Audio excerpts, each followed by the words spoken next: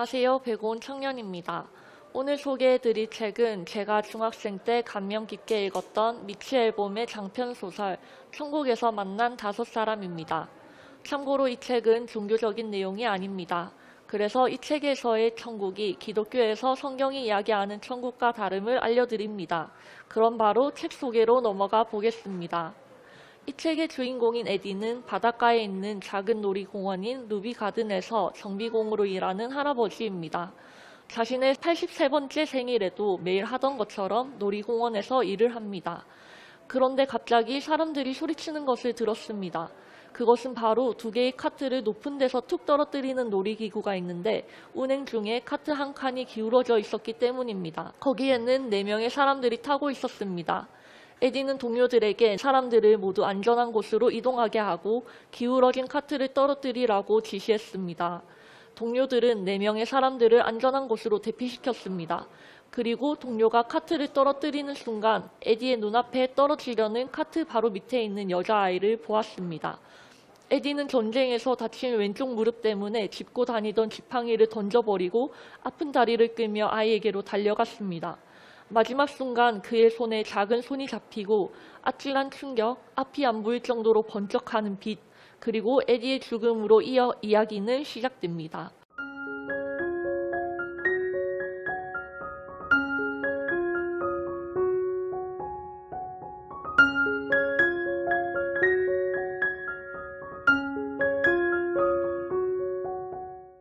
첫 번째 만남은 인연의 장입니다.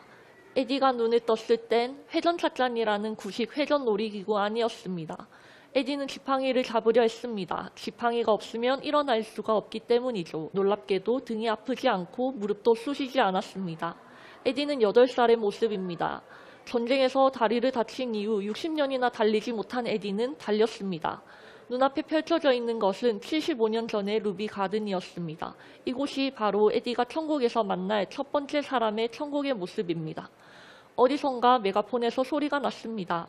세상에서 가장 이상한 사람들이라는 기괴한 모습을 한 사람들을 쇼로 보여주는 극장 안에 들어선 에디는 몸이 온통 파란색인 사내를 만납니다. 파란 사내는 에디에게 어서 오게, 자네를 기다렸네 라고 인사하며 천국에서 5사람을 만나는데 그들은 모두 자네 인생에 결부되어 있지.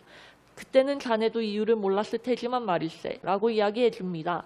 에디는 파란 사내에게 당신은 어떻게 죽었냐고 묻습니다. 파란 사내는 자네 때문이지 라고 말하고 자신의 이야기를 시작합니다.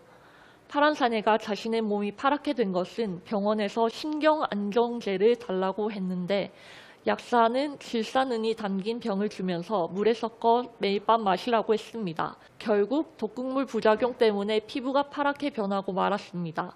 사람들이 무서워한다며 직장을 잃은 그는 술집에 갔습니다. 술집에서 서커스단 사람들을 만나 세상에서 가장 이상한 사람들 쇼를 함께하게 되고 어느 겨울 루비 가든에 공연을 하러 오게 됩니다. 한 이야기를 들려드릴 텐데요. 2 각도에서 볼 수 있습니다. 첫 번째, 아이는 친구들과 야구공으로 공놀이를 하며 놀고 있었습니다. 한 친구가 던진 공이 남자아이의 머리 위를 지나서 길가로 날아갔습니다. 남자아이는 공을 쫓느라 자동차가 오는 것도 모르고 길 가운데로 뛰어들었습니다. 자동차가 달려오다 끼익 소리를 내면서 방향을 틀어 간신히 아이를 피하고 아이는 움찔했지만 한 번 숨을 내쉬고는 공을 집어서 친구들에게 달려갔습니다. 이제 같은 이야기를 다른 각도에서 살펴보겠습니다. 어떤 남자가 차를 몰고 있었습니다.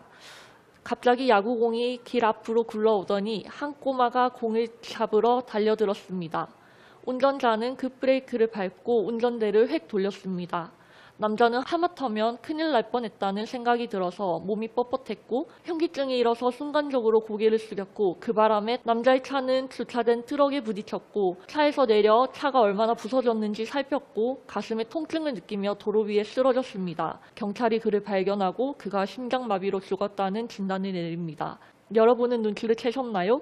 바로 남자아이가 에디이고 차를 물던 남자가 파란 사내인 것이었죠. 파란 사내의 말을 듣고 몰랐다며 고통스러워하는 에디에게 파란 사내는 우연한 행위란 없다는 것, 우리 모두 연결되어 있다는 것, 바람과 산들바람을 떼어놓을 수 없듯이 한 사람의 인생을 다른 사람의 인생에서 떼어놓을 수 없다는 것을 배우게 된다네 라고 말합니다.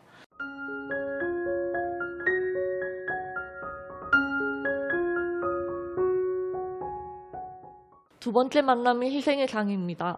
에디가 만나는 두 번째 사람, 같은 부대 소속 에디의 직속 상관인 대위를 만났습니다. 에디는 젊은 날 전쟁에 지원했습니다. 타국의 전쟁터에서 지는 지 3년이 되면서 그의 부대가 집중 포화를 맞았습니다. 그리고 대위와 에디를 포함한 5명의 부대원들이 적군에게 포로로 잡히게 됩니다. 에디는 부대원들과 함께 방심한 적군들을 모두 죽일 수 있었습니다. 대위는 에디의 다리를 가리켰습니다. 그리고 자네의 다리를 쏜 사람이 바로 자신이라고 말했습니다. 에디는 여태껏 자신이 다리를 잃고 어떻게 살아왔는지 크게 분노하며 대위에게 달려들었습니다. 대위는 대화를 이어갔습니다. 쓰러진 에디를 태우고 차량이 그곳을 빠져나갈 때 언덕 가파른 곳에 있는 나무와 철망으로 만든 문 때문에 차가 돌아갈 수가 없었습니다. 대위는 차에서 내려 문을 부수고 문을 열고 앞쪽길을 점검하러 갔습니다. 그 순간 지뢰가 폭발했습니다. 대위는 에디에게 에디의 다리를 그렇게 만든 것에 대해 용서해 주겠냐 물었습니다. 에디는 자신이 포기한 것에 대하여 분노한 것과 대위가 포기한 것을 생각하니 부끄러워졌습니다.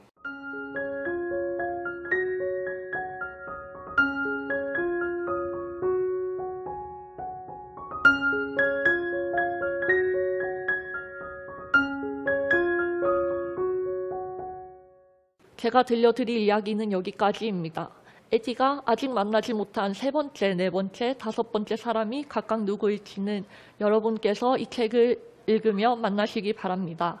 그리고 과연 에디는 죽음 직전의 순간 여자아이를 구했을까요? 참고로 말씀드리면 에디는 천국에서 5사람을 모두 만난 후 이제 천국의 비밀에 관한 자신의 몫을 나누기 위해 갑니다. 루비 가든 고속카트 놀이기구로 말이죠.